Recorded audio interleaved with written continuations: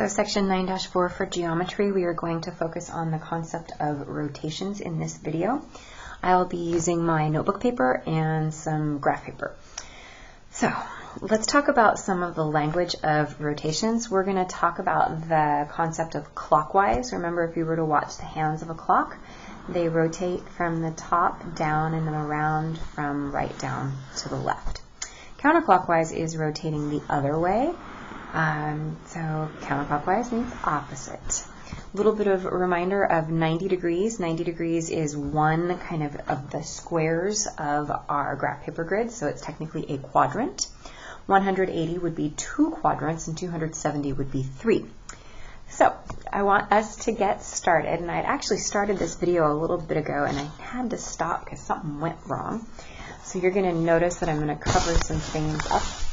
What I need us to do, don't cheat and look under there. I need us to graph the pre-image of -6, 3, -2, -5, and 4, 5. And I'm going to be doing that simultaneously on this piece of graph paper.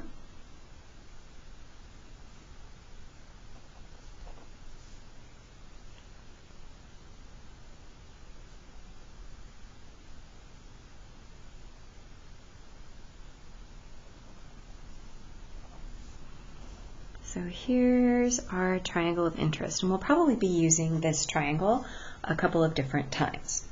So our task, I don't want you to see, our task is to talk about a 90-degree clockwise rotation.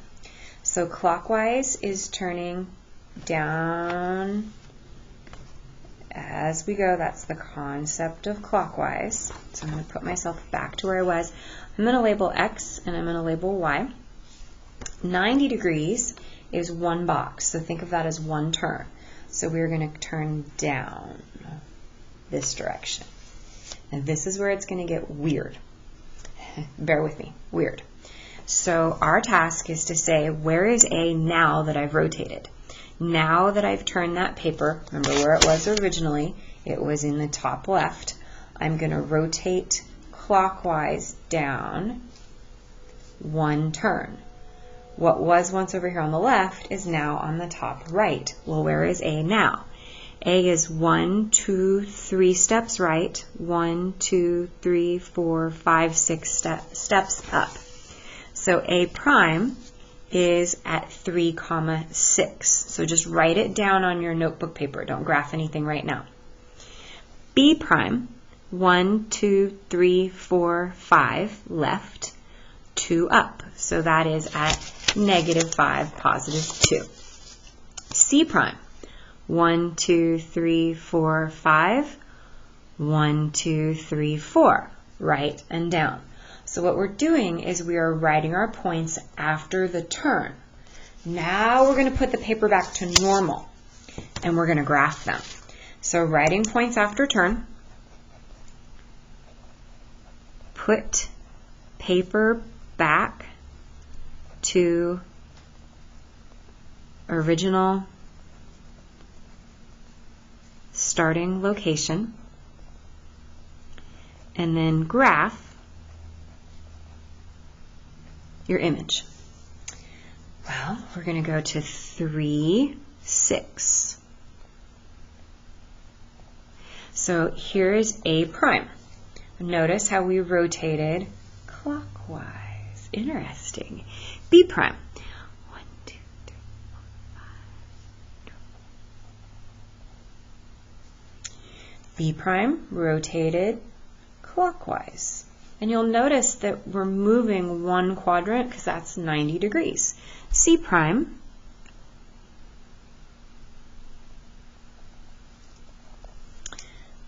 -90 degrees clockwise. Interesting.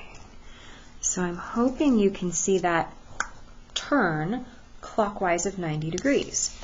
Well, is there a pattern? Well, what are you guys noticing with our ordered pairs? When I look at A and A prime, well, we still have 3s and 6s. They switched spots, and when they switched, a sign changed. Now, this is interesting. They switched spots, but the -2 became a positive. And these guys switched spots, but the 4 became a -4. So we could say that our function takes us from x and y. The x and the y, they're going to flip-flop. And then you'll notice that each one of these second coordinates changes the sign. Because the 3 that was the y now became the x, but it didn't change sign. It's the back end number that changes signs. Interesting. So we're going to flip-flop x and y and change the sign of the second coordinate.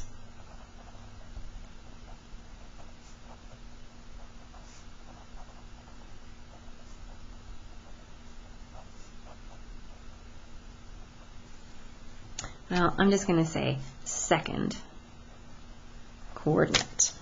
All right. So now let's do 90 degrees counterclockwise.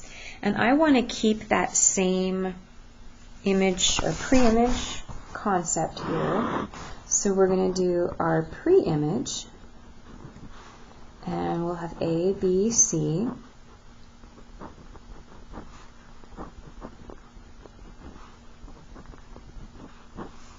And then our image.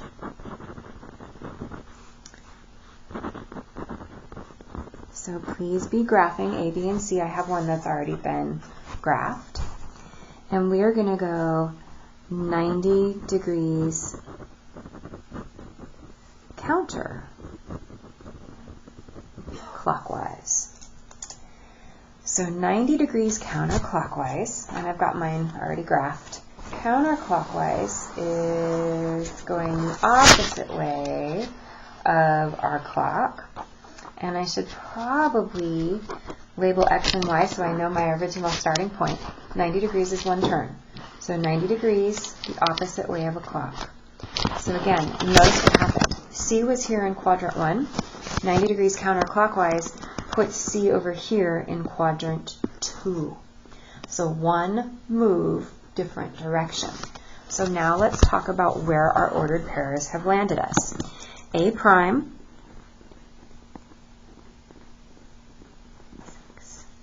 is 3 left and 6 down.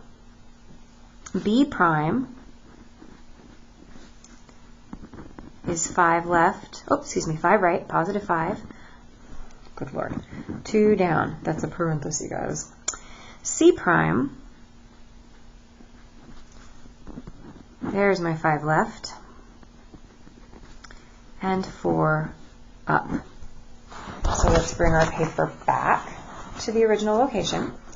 We're going to plot -3, -6.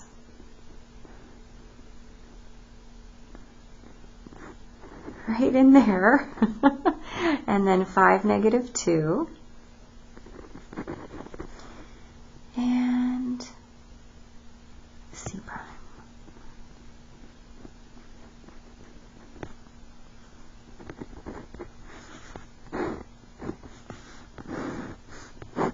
Can you see the turn counterclockwise? I'm hoping you can. Sometimes these are a little bit harder to see. So let's talk about what's happening with our pattern.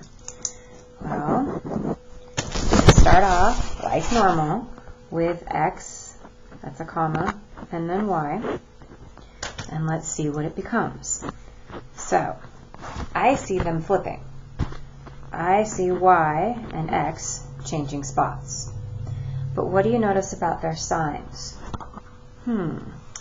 If the x is going to become y, it stayed -6. -2 stayed -2, positive 4 stayed positive 4. What happened to these guys? Oh, they changed signs. Interesting. So flip them and change the sign of your new first coordinate. Okay. Let's do another one. Make sure my computer doesn't take a nap on us. I'm still kind of liking that initial set of ordered pairs that I had created. So I think I'm going to stick with them. we are going to do a rotation of 180 degrees. Okay, now let's be honest. I'm going to mark off my X and my Y. And I'm going to put point A, which was negative 6, 3. You'd think I'd have these memorized by now, but I don't. B is negative 2, negative 5.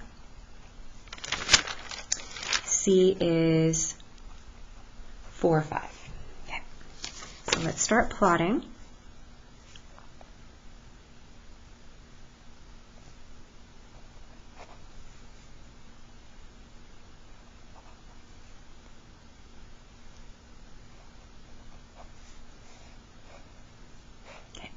Now there's something that you might be thinking that I've left off.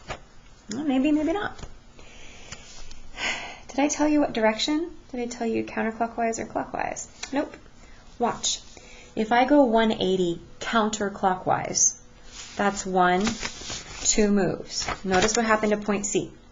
Point C was in quadrant 1. 1 turn, 2 turns. It puts point C in quadrant 3. What if we did it clockwise?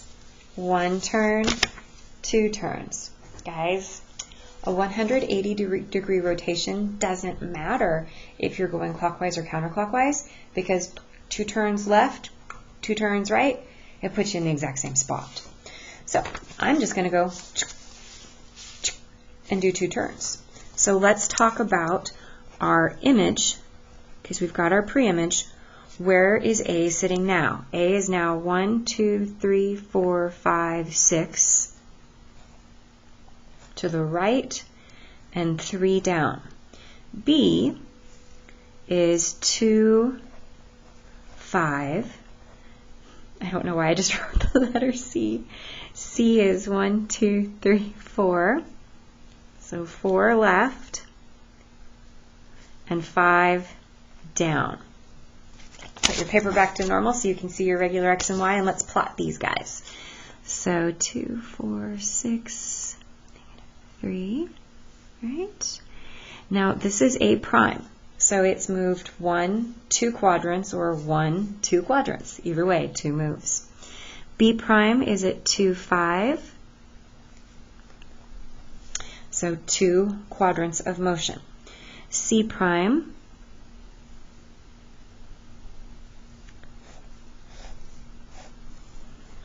Interesting, interesting. So let's talk about our function. We start off with X and Y. Let's see what it becomes. Well, what's our pattern? Hey, the numbers all stay in the same spot. So we're keeping the X and the Y columns. What changes? I do believe double negatives. Okay, very interesting. All right, I want to show you one more thing. I know we're getting pretty deep into this, and we may need to do some more examples with this together in class. We'll find out. But I'm trying to give you one of each. Okay, I want to put a point, and I want to go 1, 2, 3, 4, 5 steps to the right. And I'm just going to name this point A. It is at 5, 7. And I want you to play along with me. I want you to do a 90-degree clockwise rotation. Look at where it puts A. It puts A down here in quadrant 4. Okay, go back to center. What if I wanted a 270-degree counterclockwise rotation? So 1, 2, 3. Doesn't that put us in the exact same spot? So a 270 counterclockwise rotation is the same as a 90-degree clockwise rotation. Okay, what if I did it the other way? What if I said 90 degrees counterclockwise to 70 clockwise? Okay, I'm here at A. I'm going to go 90 counterclockwise That puts me in quadrant 2. What about 270 clockwise? 1, 2, 3. Boom. Guys, these are the same. So you don't have to learn a new rotation. Now you might be asking, all right, Bishop, what exactly do I have to do? You have to give me the pre-image ordered pairs and the changing in the graph. Well, how exactly do you do that? You can figure out these patterns and you could flat out memorize them. I don't have them memorized. You could simply say, I need to rotate, write down where I'm at, rotate back, and plot that thing. That's how I do my rotations, because in my brain, I need that little visual concept. So whichever method works for you. I anticipate we're going to have some extra questions on this section, probably more so than just the nice right and left kind of transformations, but I am more than happy to help. Alrighty, see you guys later.